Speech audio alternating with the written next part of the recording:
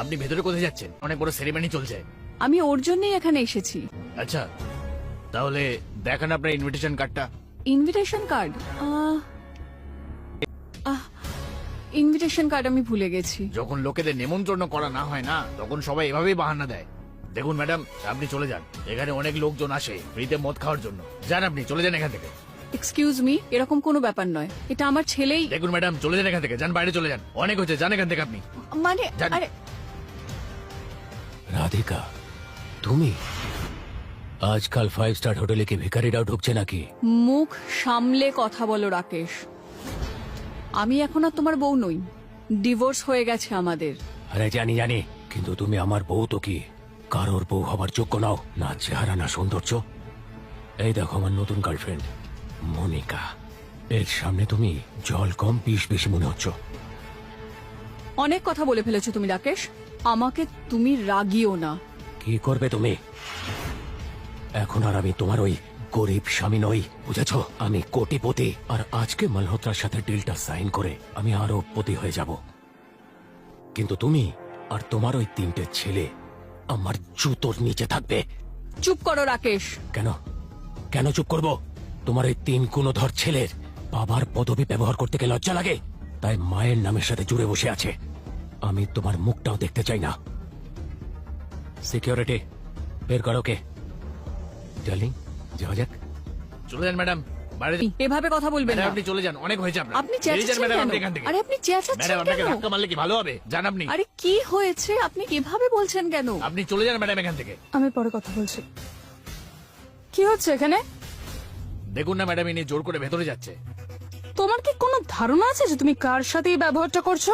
Sorry madam, আমি জানতাম না যে উনি আপনার সঙ্গে আছেন। Sorry madam. উনি আমার সাথে না, আমি ওনার সাথে এসেছি। আপনি চলুন প্লিজ। ভালো হয়েছে আরতি, তুমি টাইমে এসেছো। এ তো আমার কথাই শুনছিল না। আমি তোমার ডিউটি করছি ম্যাম। শুধু ডিউটি না, আমার তো মনে হয় তুমি আমাদের পরিবারের অলরেডি একটা অংশ। ভয় পাচ্ছিলাম আজকের শুভ দিনে কোনো গড়বড় না হয়ে যায়। মানে ম্যাম? আরে আজ আমি গৌরবের গার্লফ্রেন্ডের সঙ্গে দেখা করব। গৌরব আমাকে বললো ও আজকে আসবে এখানে। আরে বাহ, এটা তো খুব ভালো কথা ম্যাম। 1 সেকেন্ড। গৌরব স্যারই ফোন করছেন। আমি বলে দিচ্ছি আপনি এসে গেছেন। আপনি আসুন না ম্যাম। হ্যাঁ গৌরব স্যার। জানি না এদের মধ্যে আমার বউ। রাধিকা, তুমি এখানে কি করছো? এখানে ভিখারিরা অ্যালাউড নয়। আর আর তুমি সিকিউরিটি গার্ডকে চকবাকি করে দিলে।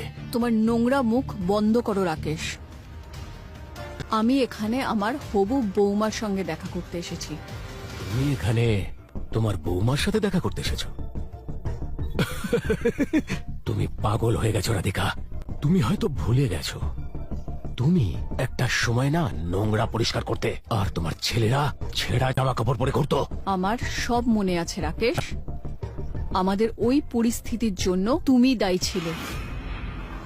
তোমার জুয়া খেলার নেশায় আমরা বরবাদ হয়ে গেছিলাম, কিন্তু ওই সময়টা এখন কেটে গেছে। আমার ছেলেরা আজ দেশের সবথেকে সাকসেসফুল লোকদের মধ্যে একজন। কেন মজা করছো রাধিকা? আমি আমার ছেলেদের খুব ভালো করে চিনি। ওরা 1 নম্বরের অযোগ্য। আমি তোমাদেরকে নিয়ে বিরক্ত হয়ে গিয়েছিলাম, তাই বাড়ি ছেড়ে চলে গিয়েছিলাম।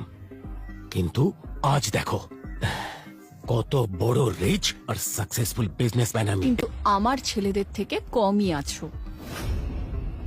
আমার ছেলে গৌরব গ্যালাক্সি কর্প ফাইন্যান্স কোম্পানির সিইও।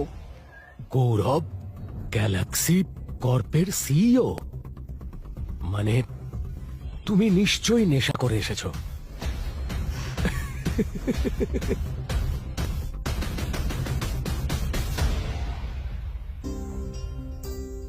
এই শয়তান মহিলাটা এখানে কি করছে? মিস্টার কাপুর, আপনি ঠিক আছেন তো? হ্যাঁ, আমি একদম ঠিক আছি। একটু পরেই আমাদের সাইনিং সেরিমনিটা শুরু হবে। এর সাথে আলাপ করিয়ে দিই। এ হলো আমার লাইফ পার্টনার মনিকা। হ্যালো, আপনার সাথে দেখা করে খুব খুশি হলাম। In fact I have something for you. Preeti, এটা আপনার জন্য। ও ওয়াও, এটা খুব সুন্দর। Thank you. এটা হলো হিরে, এটা হলো কয়লা। অনেক হয়েছে রাধিকা, আমাকে বিরক্ত করো না, এখান থেকে চুপচাপ কেটে পড়ো। জাস্ট শোনা কেন, ইউ ইডিয়েট! তোমার সাহস কি করে হলো রাকেশ স্যারের সামনে দাঁড়ানোর? ছেড়ে দাও মা, এটা হলো এই মহিলার অভ্যেস, বড় লোকেদের পিছনে পড়ে থাকা। আর তুমি জানো জিয়ামা, এই বুড়িটা এখানে ইনভিটেশন ছাড়া চলে এসেছে। আর ও কত নির্লজ্জ দেখেছো, ও গৌরবকে নিজের ছেলে বলছে। হোয়াট? এর এত সাহস?